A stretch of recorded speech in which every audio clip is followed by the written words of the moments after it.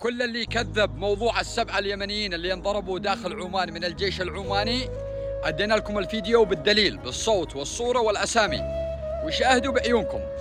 لا ذباب إلكتروني ولا كراهة بعمان والشعب العماني، بالعكس الشعب العماني ينحط على العين والراس، ولكن شاهدوا الفيديو وشوفوا هذا الشيء يرضيكم أم لا.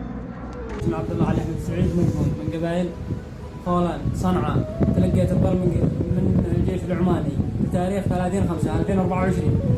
بسم الله الرحمن الرحيم. انا احمد عبد الله حسين الشكالي من قبائل خولان صنعاء. تعرضت لهذا الضرب من قبل الجيش العماني 2024/30/5.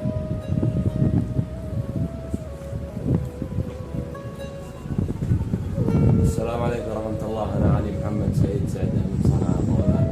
تعرضت للضرب هذا من قبل الجيش العماني بتاريخ 30/5/2024.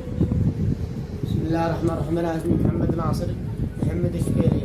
تلقينا هذا الضرب من الجيش العماني بتاريخ 30/5/24.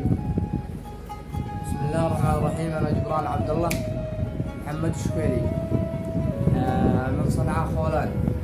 تعرضنا للتعذيب من الجيش العماني بتاريخ 30/5/2024. بسم الله الرحمن الرحيم. أنا حسين أحمد للهدفة. تعرضنا للضرب هذا يوم الخميس من قبل الجيش العماني تاريخ 30/5/2024.